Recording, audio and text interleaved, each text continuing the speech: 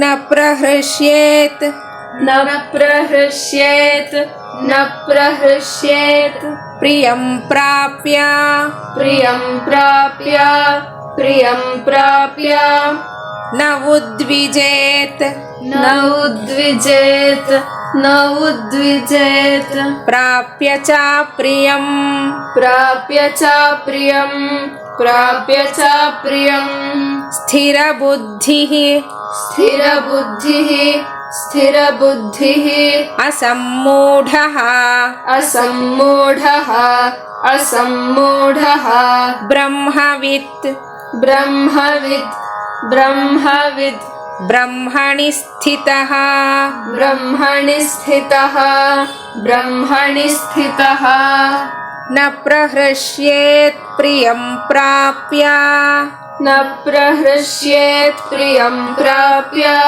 न प्रहृष्येत् प्रियं प्राप्य नोद्विजेत् प्राप्य च प्रियं नोद्विजेत् प्राप्य च प्रियं नोद्विजेत् प्राप्य च प्रियं स्थिरबुद्धिरसम्मूढो स्थिरबुद्धिरसम्मूढो स्थिरबुद्धिरसम्मूढो ब्रह्मविद् ब्रह्मणि स्थितः ब्रह्मविद् ब्रह्मणि स्थितः ब्रह्मविद् ब्रह्मणि स्थितः न प्रहृष्येत् प्रियं प्राप्य नोद्विजेत् प्राप्य च प्रियं न प्रहृष्येत् प्रियं प्राप्य नोद्विजेत् प्राप्य च प्रियं न प्रहृष्येत् प्रियं प्राप्य नोद्विजेत् प्राप्य च प्रियं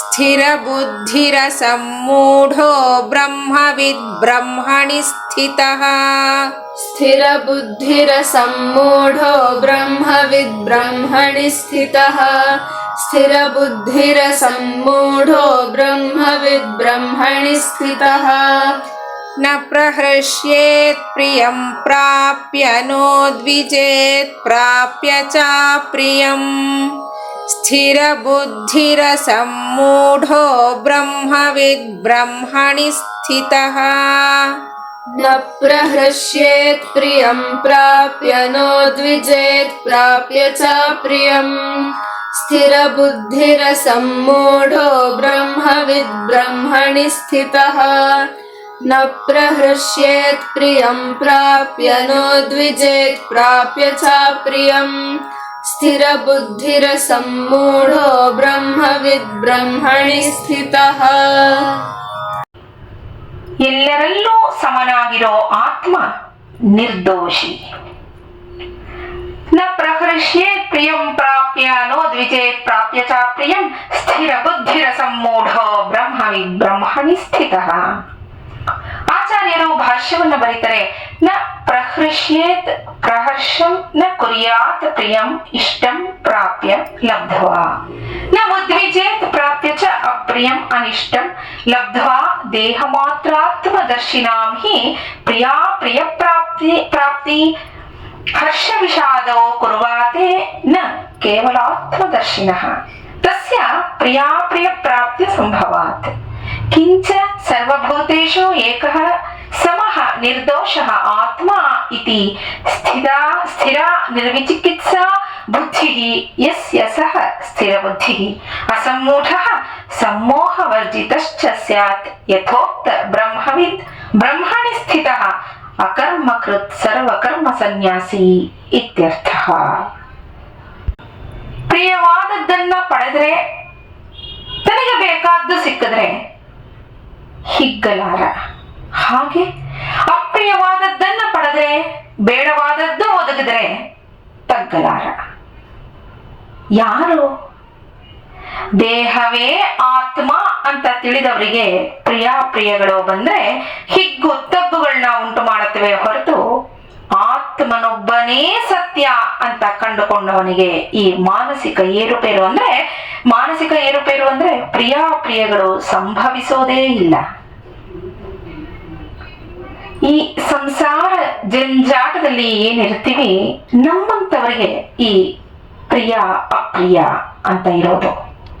ಯಾಕೆ ಅಂದ್ರೆ ಆತ್ಮನೊಬ್ಬನೇ ಸತ್ಯ, ಆತ್ಮನೇ ಎಲ್ಲವೋ, ದೇಹವೇ ಆತ್ಮ ಅನ್ನೋದನ್ನ ಕಂಡುಕೊಳ್ಳೋದ್ರಲ್ಲಿ ನಾವು ಹಿಂದಿರ್ತೀವಿ. ಸಕಲ ಪ್ರಾಣಿಗಳಲ್ಲೂ ಸಮನಾಗಿ ದೋಷವಿಲ್ಲದವನಾಗಿ ಇರೋನೆ ಆತ್ಮನಿದ್ದಾನೆ ಅನ್ನೋ ಸ್ಥಿರವಾದ ಬುದ್ಧಿ, ಹಾಗೆ ಅಸಮ್ಮೂಢನಾಗಿ ಯಾವ ಮೋಹವೂ ಇಲ್ಲದವನಾಗಿರ್ತಾನೆ. ಅಂದ್ರೆ ಹಿಂದೆ ಭಗವಂತ ಹೇಳಿರೋ ಹಾಗೆ ಸಕಲ ಪ್ರಾಣಿಗಳಲ್ಲೂ ಬ್ರಹ್ಮನಿದ್ದಾನೆ ಅಂತಾನೆ ಚಿಂತನೆ ಮಾಡಬೇಕು. ಹಾಗೆ ಪ್ರತಿಯೊಂದನ್ನು, ಪ್ರತಿ ಜೀವಿಯನ್ನು ನೋಡಬೇಕು. ಅವನೇ ಜ್ಞಾನಿ.